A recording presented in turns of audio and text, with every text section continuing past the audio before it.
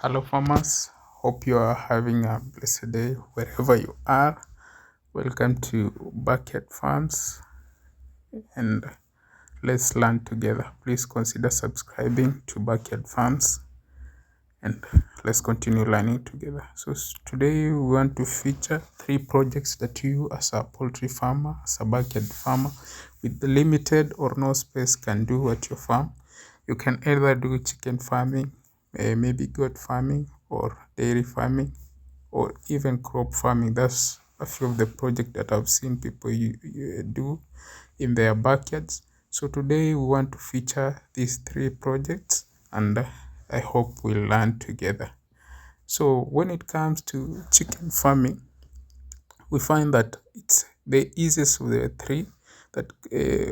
3 projects that can be done in a very limited spaces, because first of all, the cost of starting the project is low compared to goat farming and cattle farming. The cost of starting and the cost of management is very low, because first of all, you can do 2 systems.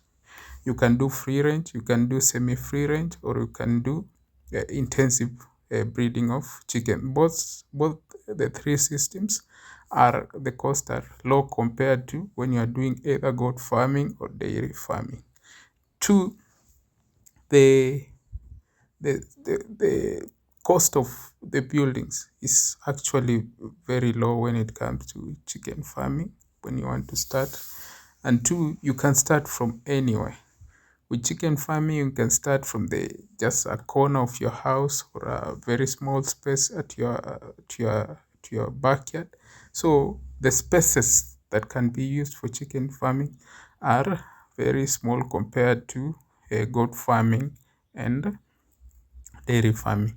So to a farmer who has very small spaces, farmer who has a very busy schedule, I'll recommend that you can do chicken farming as compared to other farming. Now, when it comes to goat farming, we feature this farmer previously that's been doing this goat farming. You see, in goat farming, essentially what you require is space and feeds. You can see as this farmer is doing. So compared to dairy farming, we see that the costs are a bit lower, because you just require natural feeds that grow in nature. And essentially, like here in Kenya, in our county, the feeds can be found pretty much everywhere. So thereby the costs are considerably lower as compared to dairy farming. Now, the problem comes in the cost of maybe acquiring the goats.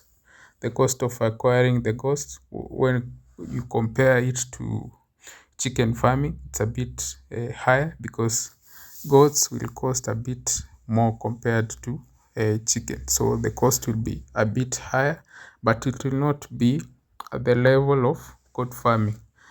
Then when it comes to the income, the profits, the goat will take a bit of time, because for a mature goat to give you profits, or to give you youngs which are considered profits, it will take close to 5 months. That's the gestation period, and another 5 months maybe for the young to grow to reach maturity level. So that's close to 10 months.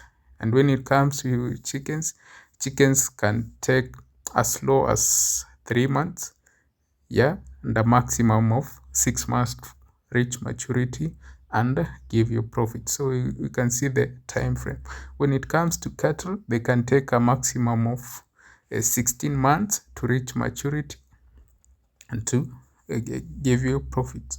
So you can see those 3 projects. When it comes to maturity, giving profits, which are the best projects that we can use.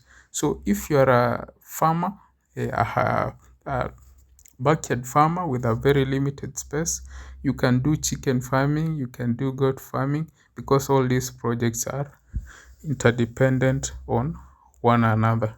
Another thing with goat farming, we find that the goats are essentially hardier. They're not susceptible to many diseases as compared to chickens and as compared to dairy farming or cattle.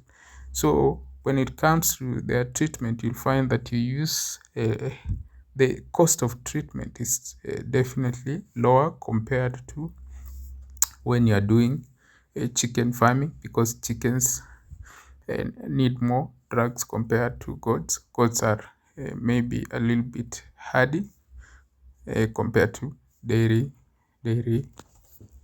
cattle. So that's when it comes to costs of drugs. And then we have talked about the profits. We have talked about the cost of setup, where we found that goat farming is a bit more expensive, but less expensive compared to dairy farming. Now, when it comes to the last and project that we have so far, we are going to see today, when it comes to dairy farming, as a farmer, you have to ask yourself, do I have enough space? Do I have sufficient space to do dairy farming? Do I have enough time in my schedule to commit myself to doing this project?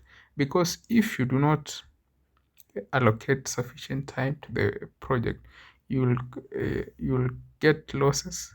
The losses are very high, because the losses in dairy farming are compared to the cost of the project, or are related to the cost of project. You can see that the project will cost you a bit more to start, to acquire the dairy cattle, to acquire the vaccines, to acquire the feeds. So in the event that you make losses, you find that you lose quite substantial amount. Now in dairy farming, essentially you require a bit more costs. You require feeds, you require drugs. The project is a little bit higher compared to other forms of farming that we had mentioned earlier. But the good thing about dairy farming is that this project can complement dairy farming, and can also complement chicken farming and the other forms of farming. Thank you. Have a nice day.